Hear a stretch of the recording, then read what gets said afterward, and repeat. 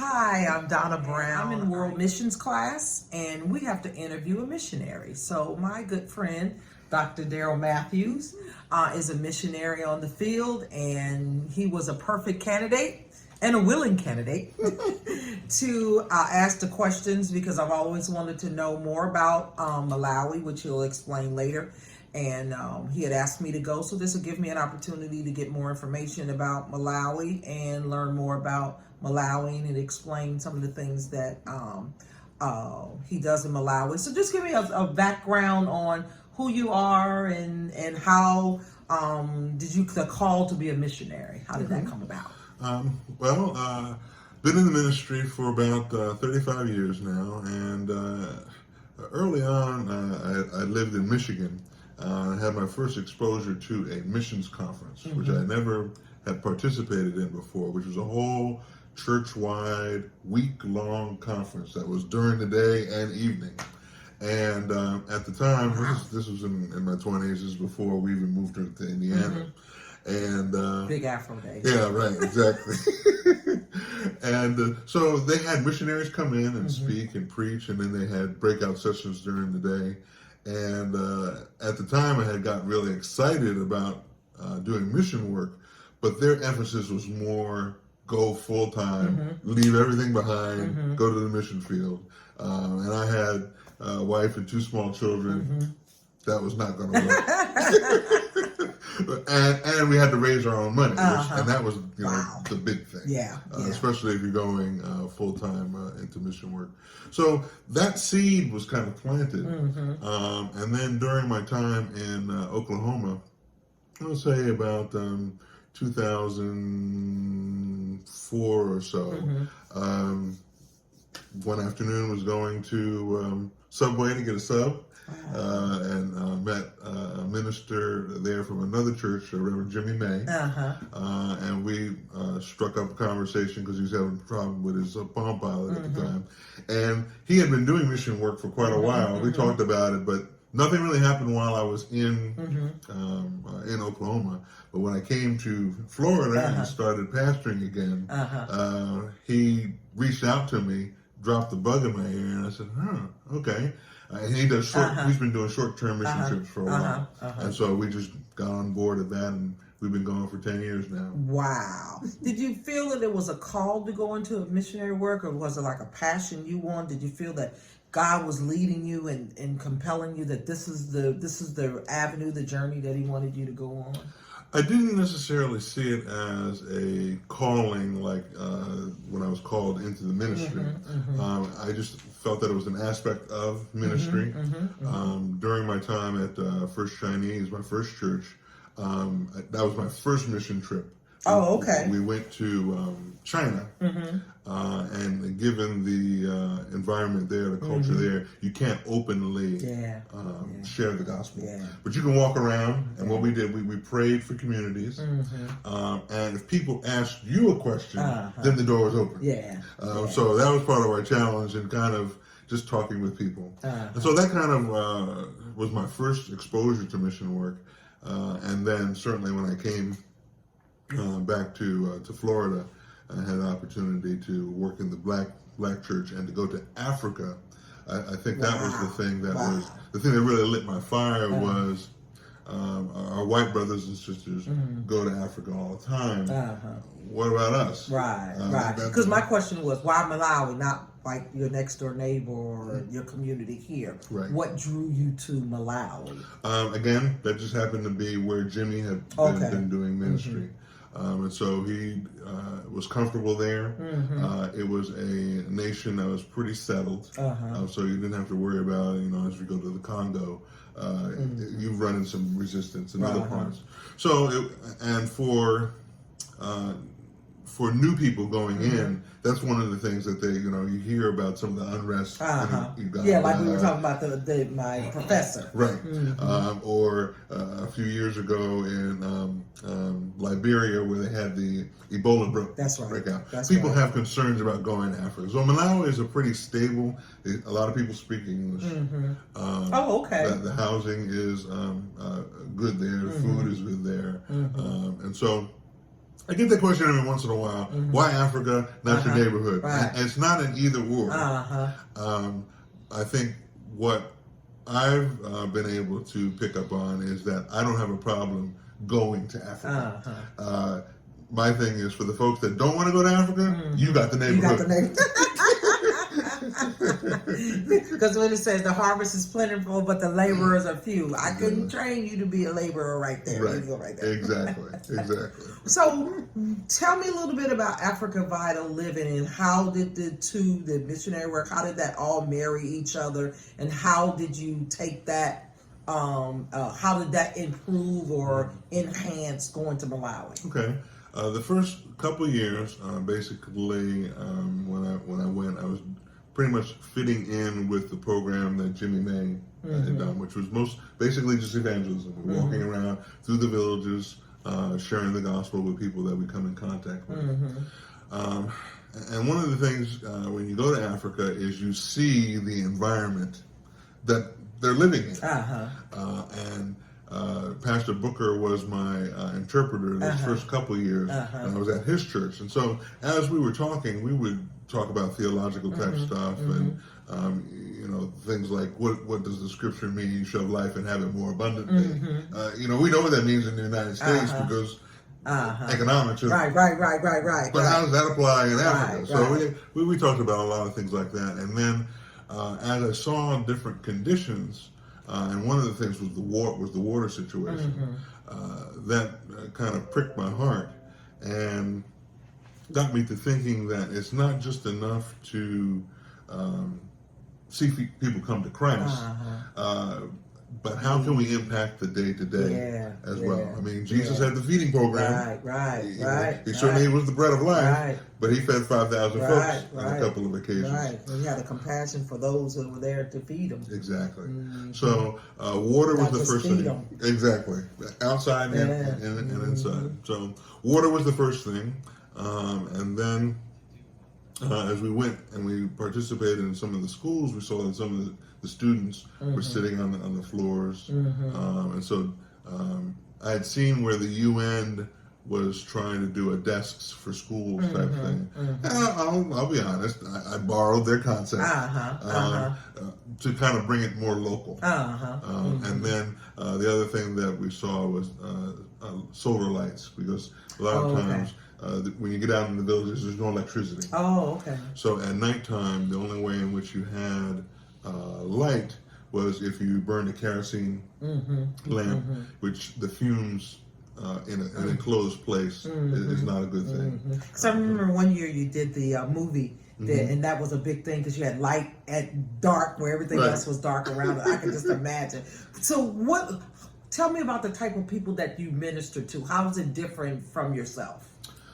Or is there a difference from yourself? What's the connection? You kind of find out that even when we went to China and Africa, people are pretty much people. We're all the things we're concerned about: a roof over our head, food to eat every day, and our well-being. The Malawi people are very friendly. The thing that I find is that they're also very strong, especially the women. We would go and pick up Bibles to distribute, and these are heavy Bibles with 24 Bibles in a box. Okay, on the third floor where the Bible Society is, and who would we get to bring the Bibles from upstairs down to the car was the women. Because they would put it on their head because they're used to carrying 50 gallons of water on top of their heads. They just throw those boxes up there and just go down the stairs and put us to shame. I need $1. Exactly. Well, and even that wouldn't have worked. But the women are very strong. It's nothing to see a woman, carrying water on her head with a child strapped to her back. And not, other than when she's lifting it to her head, not drop a drop of water out of that bucket. And so strong, industrious. For the women, I think from what I've seen there, because the unemployment rate in Malawi is like 80%, which is huge. Yeah. But so what is the economy? What is the mostly agricultural. Okay. They're growing food for themselves, and then in some areas they grow tobacco. That's one of their major exports. Okay. And so a lot of what they do is just to make it from year to year, just planting and farming. Oh wow! That type of thing. So it's very agricultural. What's been some of the greatest challenges in when you go over? What's been the concern on your mind that the next time when you go that you want to be able to feed that need? What are some of the challenges? What's the greatest challenges in the ministry? Let's start there. Sure. One of the things that I had to wrestle with was that the needs are so great. Yeah. That you could spend I could spend a lifetime working on just lights, okay, and still not solve that problem. Because the solar lights last how long? Well, they're battery, they're powered by the light, so the batteries will last a long time. Okay. But there's so many schools, and so many students. You have to kind of wrap your head around. Okay, I can't minister to everyone. Everyone is not going to get a light.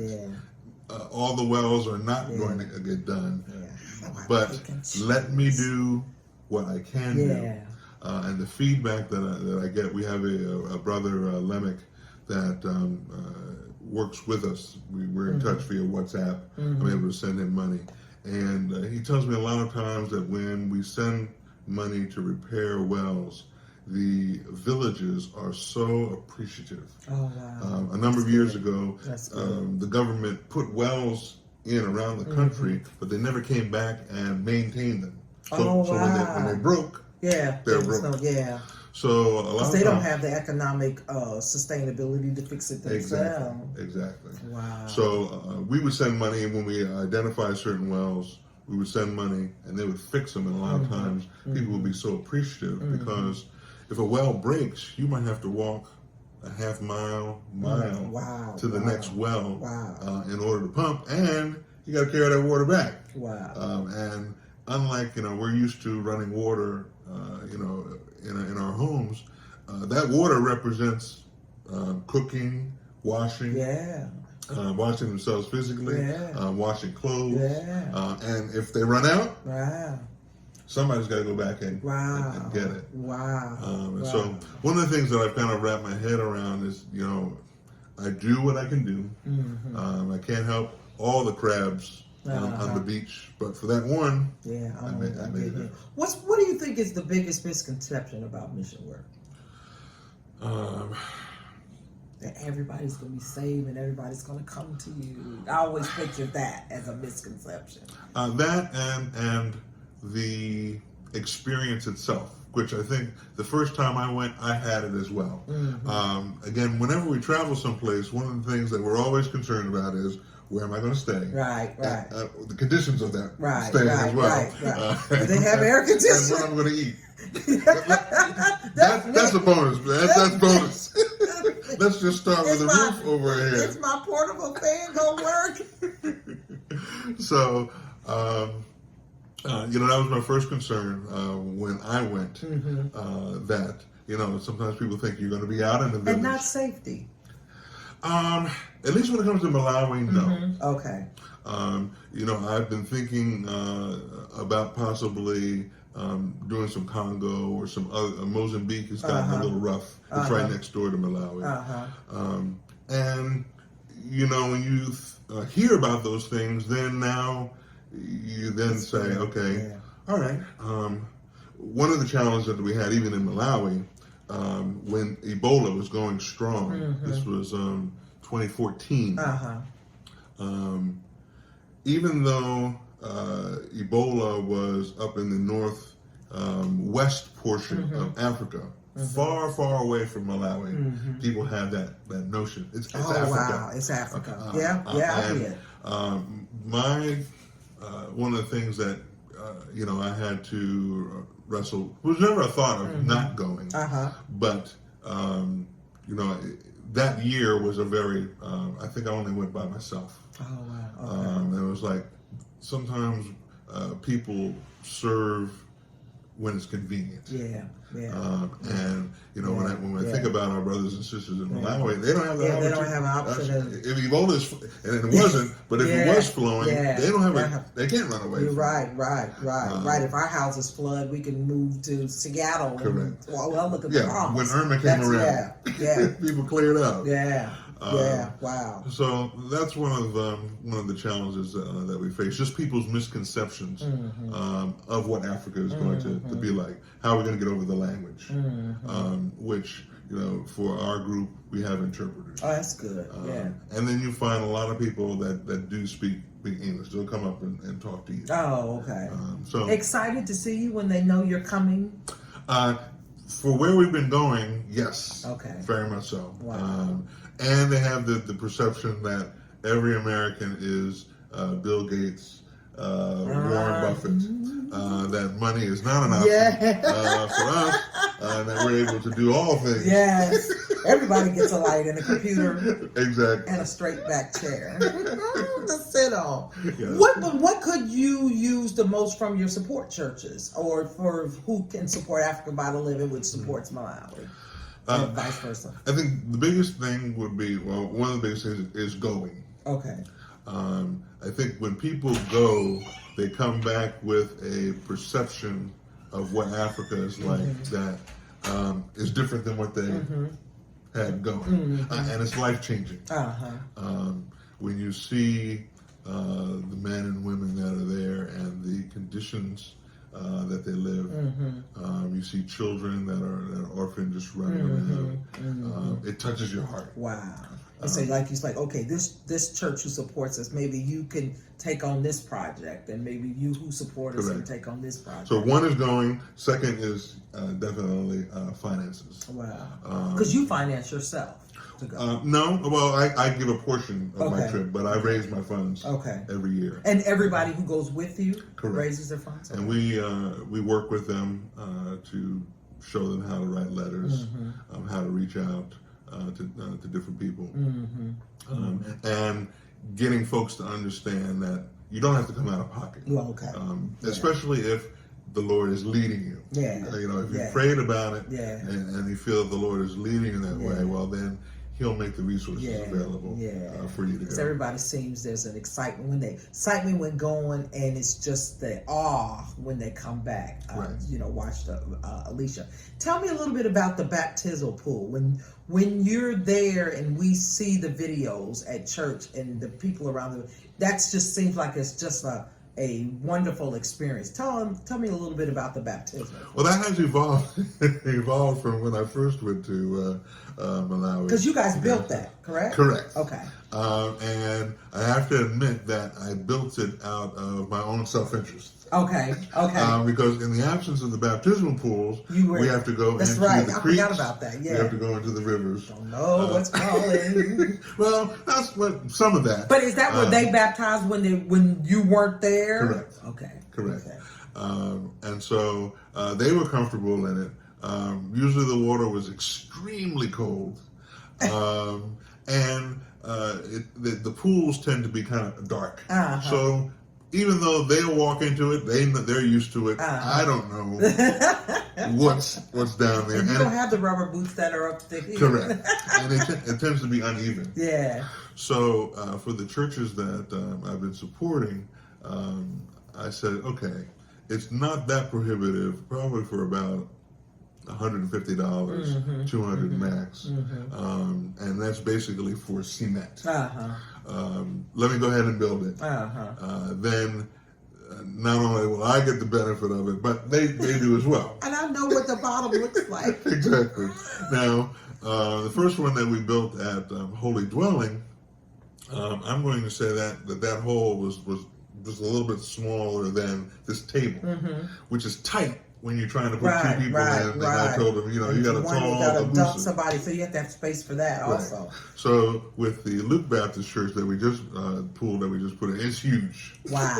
Then you haven't baptized in that. Yeah, we did this year. Oh, okay. Yeah, we did 376. Wow. Over your tenure at Malawi in missionary work, how many do you think you've baptized?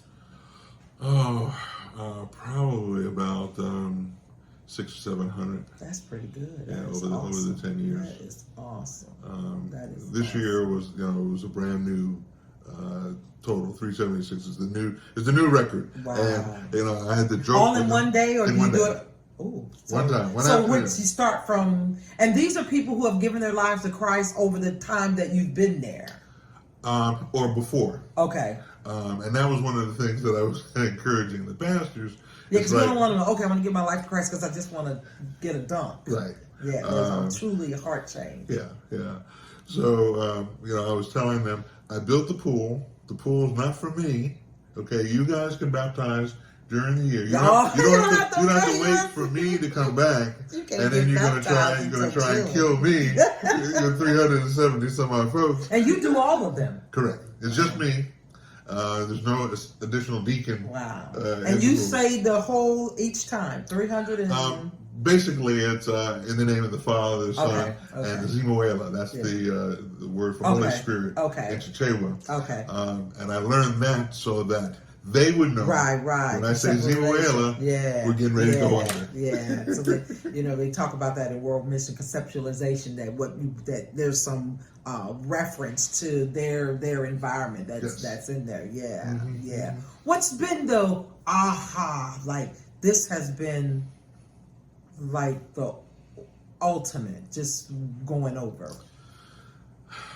I think the thing that has gotten me the most is how I disconnect from a lot of the distractions that we have here in the United States when I'm over there. More peace. Yes. You went into like a peaceful state. While we have the internet there, there's not as much time spent on it as I do here. I don't have my computer over there. I have my iPad with me. So I can do some things with it. The TV aspect isn't there. Now, one thing that I am excited about, whenever there's a World Cup going on, they love football over there. Now, soccer, what we call soccer, they call football. Right. So there's an excitement there that usually I love to be a part of. But there's not a lot of TV watching because, the channels are different. Wow. And there's just a piece, a disconnecting from a lot of the distractions and that rat race that we're always going here, there. Our schedules are full. Now we're full missionary-wise, but I mean that whole... I got to get to the next thing. No rush. I go. This. Yes. Right. I can see the peacefulness and being able to, because it's relational over there. You can build relationship because you don't have all the other distractions that actually take us away from relationship. Right. Definitely. And the simplicity. Yes. Things are a lot simpler there. We have so much electronics and other types of things that that we're maintaining, whereas there is getting food on the table. Right, because a lot of them don't have lights at night, so once the sun go down, exactly, you got to power down yourself. Right. Yeah. 10, 12, 20 years from now, what do you see as your missionary work? Well, I'm working with some other brothers that in a business venture, and we're focusing on Christ in doing the business. And part of what we're trying to do is to tithe as a part of the business out of the profits. And so from that, we're hoping to start a foundation. And I'm hoping that will be a good source of revenue, a piece of that to flow to Malawi. And then that will help us in terms of desks, trying to build up kind of an endowment of some type. So we always got the fundraising issue. Any last comment, anything that I missed in the questions, or anything that you feel that's vital or that's important that those in the missionary field should know, or those who will see this video, because hopefully we can show it to other than just as an assignment. Sure. What would you like to share as a final comment from yourself? Well, to not be afraid.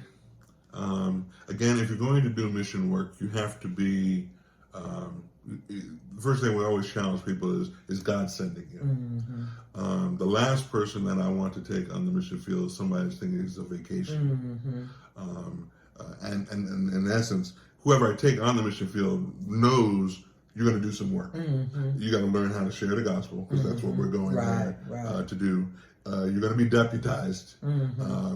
It ain't just me as a minister. A lot of our deacons that have gone, and even lay people are baptizing. And nowhere in the Bible does it say that ministers don't know when they can do the baptism. That's right. And to be flexible whenever you go to the mission field. That is, flexibility is the word. Things might not always work the way that you think they're going to work. One time we showed the Jesus film at night, and the car broke down. Coming back after the Jesus film. And I thought I was going to be stuck in the village all night. Guy got out, hammered the axle underneath, and was able to get the car moving again. And I was wondering about his expression. So flexibility. But even if we had stayed out in the village, well, then that would have been. But you never know what you're going to run into. But the people are nice, and so you just have to go with a different attitude. Don't take your American sensibilities to the mission field. To be a good missionary, you want to be sensitive to the culture that you're going through. Because when you take people with you, do you teach them a little bit about the culture? Because a lot of them don't know. A lot of them don't know the language. Yes. Maybe the dress is different. Just what not to. Not what not to say, but what not to do. What are the we have a whole handbook that we put together. One of the beautiful things that came out was the movie "The Boy Who Harnessed the Wind," because that's in Malawi. Okay, that's so right. we can actually show people. We watch it as well, and we feel like we're there. Oh wow! Wow! So you can relate to the places and everything. Right. Wow. Right. Well, thank you so much. It didn't feel like a homework assignment. I appreciate, because I know you've been asking me over the years and years, and I know when it's time for me to go. This gave me a lot more, because when I decided to interview a missionary, you were, I talked to him back about it. He was like, I said, dude, Darryl was like, missionary. Right. Sometimes we think, they have to speak another language, we have to do all that, but no, this is what you do. So and if anything, you desire to do that. Yes. One of our sisters in Oklahoma has learned Chichewa. Now, she's not as fluent as and that's the language of Malawi. That's the language of Malawi, right? So she goes and she's able to talk and do some things. With them. Wow. Well, I thank you. I thank you for your work. I thank you for the what you do at the church as far as bringing Malawi to us. And we get to experience, even if it is from a distance. I appreciate it, and thank you so much, Professor Collins. I hope you enjoyed this interview. Mulungu akadalizen. God bless you.